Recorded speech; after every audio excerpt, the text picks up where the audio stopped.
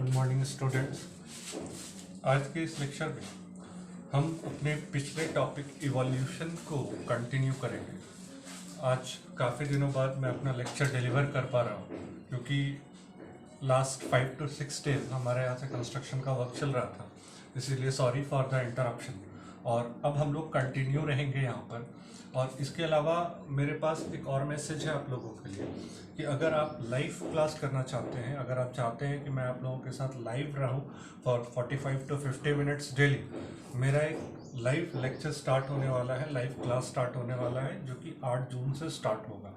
अगर आप उसमें इंटरेस्टेड हैं तो कमेंट बॉक्स में या फिर अगर आपके पास मेरा नंबर है तो आप डायरेक्टली मुझसे कांटेक्ट कर सकते हैं, जिसमें हम आपको नीट और 12 दोनों के प्रिपरेशन को आगे बढ़ाएंगे और करवाएंगे। ठीक है, लेट्स स्टार्ट द लेक्चर। अभी तक के लेक्चर में हम लोगों ने लैमार्क थ्योरी पढ़ लिया था। अब हम लोग इस बार पढ़ेंगे Darwin's theory.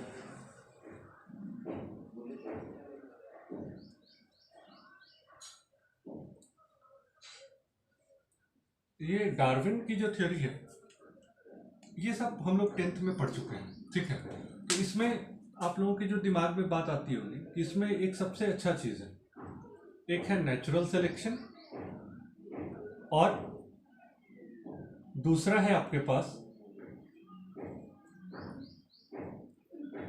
Survival of the fittest.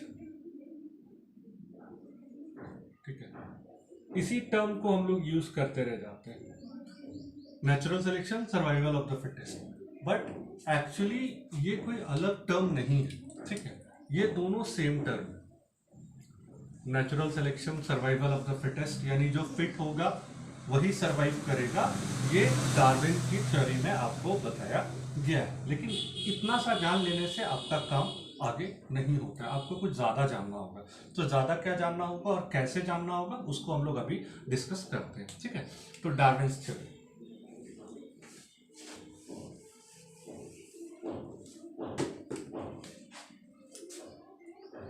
Charles Darwin को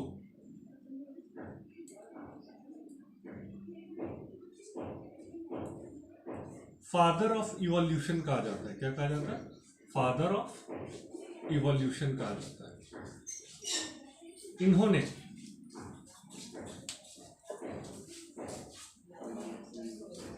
गैलापागोस आइलैंड को विजिट किया था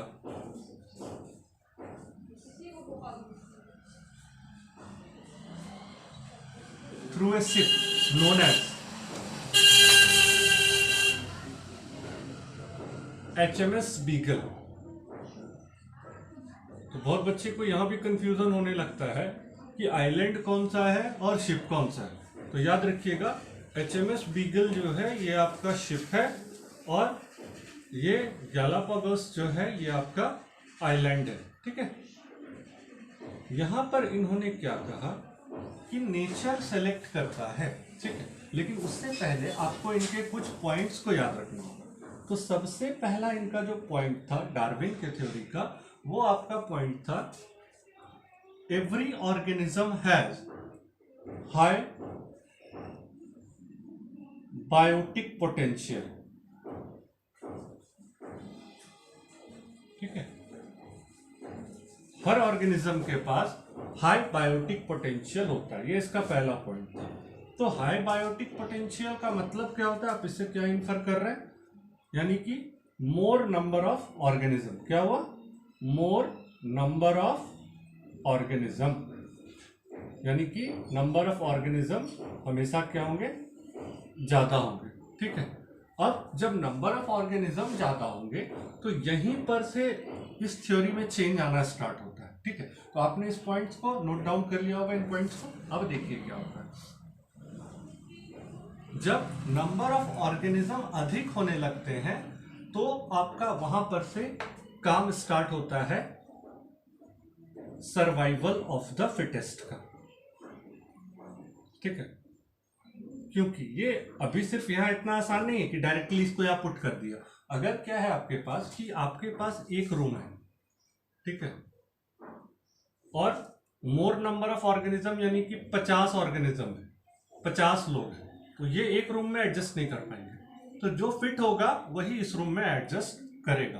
तो ये फंडा यहाँ पर चल रहा है, जो फिट होगा इस इन्वायरमेंट में वही सरवाइव कर पाएगा, अदरवाइज नहीं कर पाएगा। अभी जैसे कोरोना वायरस का केस चल रहा है, किस पे डिपेंड कर रहा है ये सारा?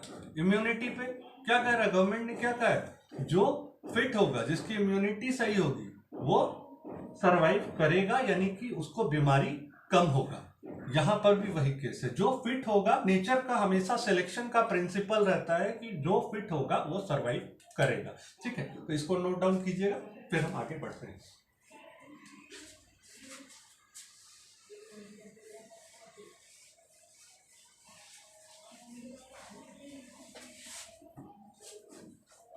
क्या कहता है यहां पर डार्विन की थ्योरी में?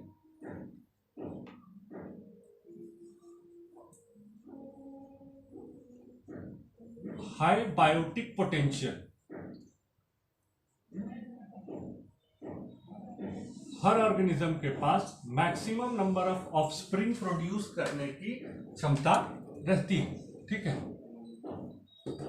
अब जब मैक्सिमम नंबर ऑफ ऑफस्प्रिंग बन गए, इसका मतलब क्या होगा? अब उनमें झगड़ा स्टार्ट हो जाएगा। किसके लिए? एग्जिस्ट करने के लिए। तो कौन सा टर्म आएगा यहां पर? Struggle for existence. एक एक पॉइंट को ध्यान से देखिएगा, बहुत इंपॉर्टेंट पॉइंट है और ध्यान से सुनिएगा भी। Struggle for existence. अब जब स्ट्रगल फॉर एग्जिस्टेंस होता है तो इसके ठीक बाद आता है आपका वेरिएशन। ठीक है, ये वेरिएशन आपका दो तरीके का होगा। एक आपका होता है अनफेवरेबल और दूसरा होता है फेवरेबल। ठीक है, मान लीजिए कि हाई बायोटिक पोटेंशियल के कारण 1 2 3 4 5 6 बच्चों ने जन्म लिया। ठीक है, अब इनमें हुआ स्ट्रगल फॉर एग्जिस्टेंस। इस 6 में किसी के पास अनफेवरेबल वेरिएशन है, किसी के पास फेवरेबल वेरिएशन। मान लीजिए ये 5वां और 6ठा नंबर बच्चा के पास एक एक्स्ट्रा कोई जीन है या कुछ ऐसा फीचर है जो इसको बाकी बच्चों से अलग कर रहा है। तो यानी कि अगर ये 1 2 3 4 इधर लिख देते हैं और 5 और 6 इधर लिख देते हैं, बच्चे अगर ये सरवाइव कर रहे हैं, बच्चे अगर ये सरवाइव कर रहे हैं और ये सारे बच्चे सरवाइव नहीं कर पा रहे, जिनके पास अनफेवरेबल कंडीशन, तो उनकी कहानी यहीं से खत्म हो जाती है। ठीक है, लेकिन अब ये बच्चा जो फेवरेबल वेरिएशन शो कर रहा था, वो क्या हुआ? वो सरवाइव किया। ठीक है, वो क्या हुआ? सरवाइव किया और इन्हीं का स्पीसीज लगातार बढ़ता चला गया और ये क्या बनाया? न्यू स्पीसीज बनाता है। क्या बना देता है? न्यू स्पीसीज बना देता है। तो अब क्या है नेचुरल सिलेक्शन? क्या है नेचुरल सिलेक्शन? ये वेरिएशन ये हमको नहीं दिखाई दिया। ये वेरिएशन जो आपका यहाँ पर है, जो ये 6 बच्चे एक ही साथ हुए, इसमें 4 और ये 5 6, ये दो अलग है। ये फेवरेबल वाले हैं, ये अनफेवरेबल वाले हैं। तो ये सिलेक्शन किसने किया?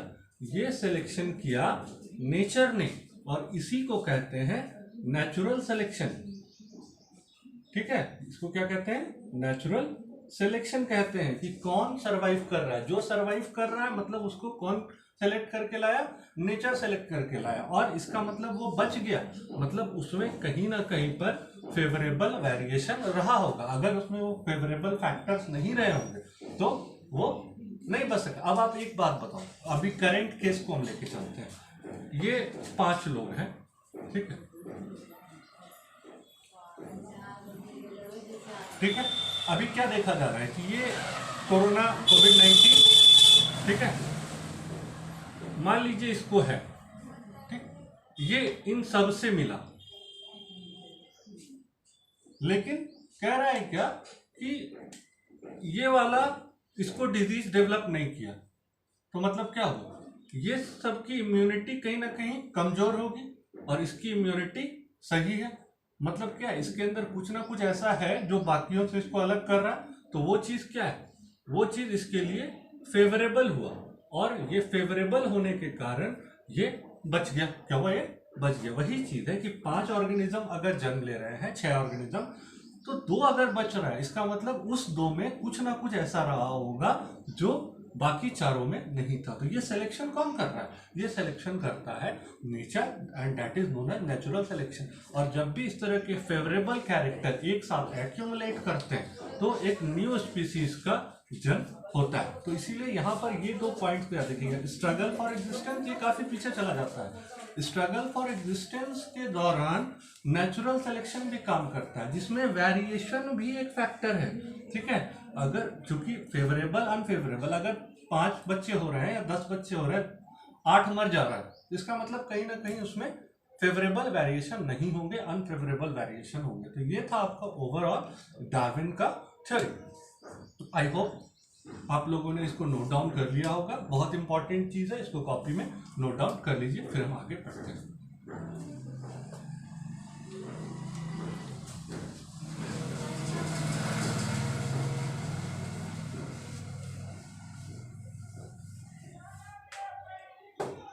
अब एक बात यहां पर आती है, बहुत इंपॉर्टेंट है नीट पॉइंट ऑफ व्यू से, कि ये जो नेचुरल सिलेक्शन हो रहा है ये कितने तरीके का होता है।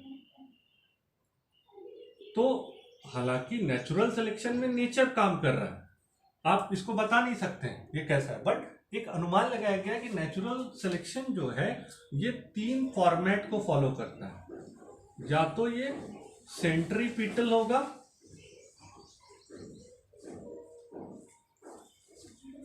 या तो ये डायरेक्शनल होगा, इसके अलग अलग नाम भी हैं, आपको अलग अलग नाम से मिल जाएगा लेकिन डायग्राम सेम रहेगा, या फिर ये डिसरप्टिव होगा। ठीक है, इस तीनों सिलेक्शन का आप जिक्र जरूर कीजिएगा। इसी 3 प्रोसेस में से किसी, आप अगर आपके दिमाग में ये क्वेश्चन आए या कोई पूछे कि नेचर जो सेलेक्ट कर रहा है, ठीक है, नेचर जो सेलेक्ट कर रहा है उसमें वो क्या पैटर्न फॉलो कर रहा है, यही 3 पैटर्न वो फॉलो करता है, और इसी 3 पैटर्न को हम लोग मान करके चलते हैं। हाँ, बस देखिए, अब इवोल्यूशन का जो चैप्टर है हमारा, ये एक अजम्पशन है, हम लोग नहीं जानते कि कैसे क्या हो रहा है, और खास करके जब नेचर की बात आती है तो ये हमारे एक्सपेक्टेशन से, हमारे नॉलेज से बियॉन्ड हो जाता है। ठीक है, तो अभी आप लोग इस तीनों प्रोसेस को देखेंगे, बहुत इंपॉर्टेंट है नीट पॉइंट ऑफ व्यू से।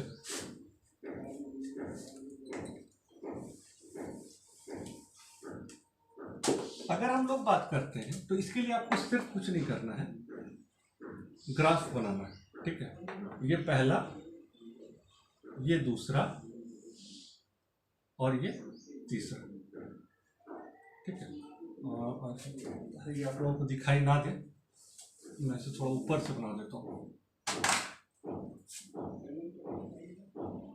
ये पहला, ये दूसरा और ये तीसरा, तीनों सीक्वेंस में है, ध्यान रखिएगा, तीनों सीक्वेंस में है, जो जैसे जैसे मैंने लिखा है। अब आप एक इसमें पॉइंट मार्क कर लीजिए, इस तरफ है लो, इस तरफ है हाई। ठीक है, ऐसे ही करना है, इधर लो इधर हाई, इधर लो इधर हाई। ठीक है, ये पॉइंट आपने मार्क कर लेना है, एकदम आसान है, इससे बेहतर एक्सप्लेनेशन कहीं नहीं मिल सकता।